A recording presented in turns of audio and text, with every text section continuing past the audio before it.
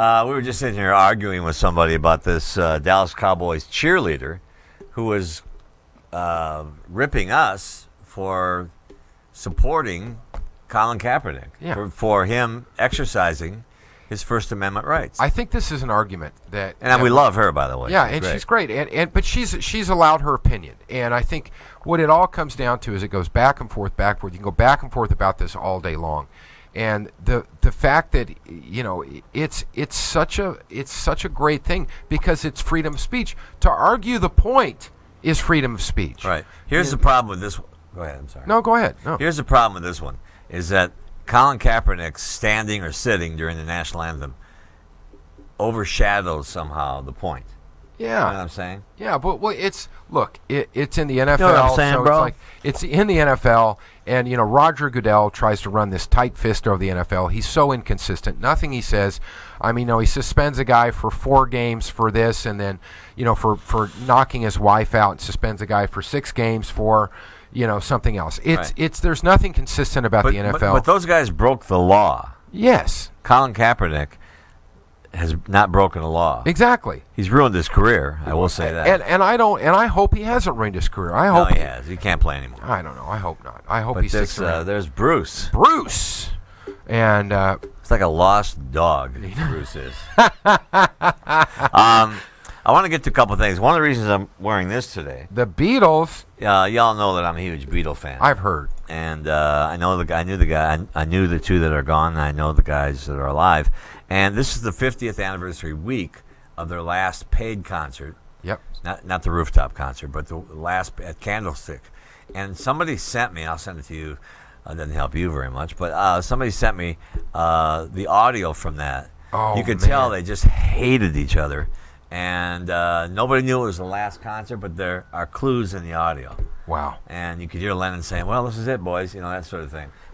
But to think that, what other bands do you remember from 50 years ago? Nobody. Stones, Nobody. James Brown. And here's the funny thing is we were talking about this the other day on the golf course. We were talking about how the songs still stand up today. It's unbelievable. It's amazing to me how some not every song, but pretty much every song they ever wrote stands up today, can be played on the radio, and still it's just a great song. And to have hit after hit after hit after hit, it's the greatest band of all time, hands down. No questions asked. And they always say there'll never be another Frank Sinatra. There'll never be.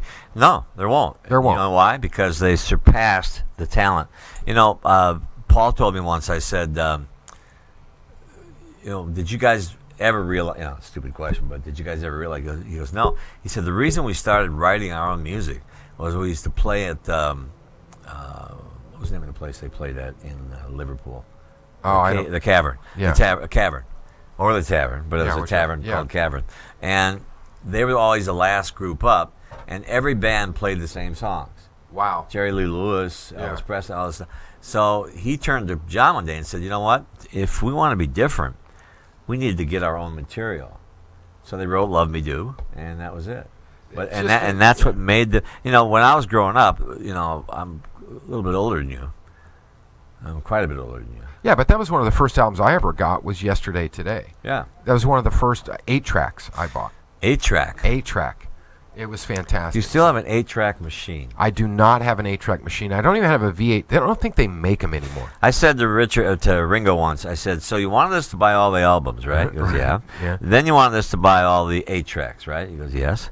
I said, then we bought all the cassettes, yes. Correct. Then we had to buy all the CDs. And now, by the way, the same songs. Yeah, and he now, goes, yes. now we're downloading the remasters now. No, I got to get to that. But then it goes, and then there's the box sets. Correct. And then there's the compilations. Mm-hmm. And there's the remasters. Then all of a sudden you turn up on iTunes. You want us to buy those. Yeah. And now Spotify. And now they're coming out with, and you want us to see the movie. He goes, yeah, you're right. Yeah. He said, yeah. That's what we did. That's what we do. You know what's interesting too is that I have an old Beatles when they're I can't remember what the year compilation was, but there was a red one and there was a blue one, and the vinyl was actually red and the vinyl was blue, and I actually have the original one where the vinyl was blue, and it's a very cool. I think it's a collector's item. But Was it ones? it was a double album, and I Right. think it was like 72 to 76, or there was some not 72 to 76. Oh, the blue album. The blue album. Yeah, whatever. Yeah, you don't. Blue or red? Yeah, but they're so good. Yeah, if you turn around, you can't see Bruce now, but Bruce is standing out there directing traffic. He's standing there like, I'm going to take a picture of this. Keep talking. So anyway, the 50th anniversary of the Beatles. And it's amazing that they've hung on. And McCartney's going to play. He's 73, 74. He'll play forever. And amazing concerts. I mean, they have the Old Cella going on where he's going to be out there playing. And, they're calling it Old Cella. Old Cella, Old yeah. Cella. And there's some great bands playing. I wish I was going to be there. I wish I was going to be able to get going. it. I'm going for the Dylan Rolling Stones part. I think that's probably the peak show. But I've seen Paul so many times. I've never seen McCartney. I haven't seen McCartney live.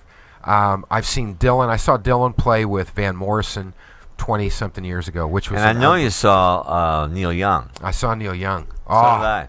Neil Young. Still killing it.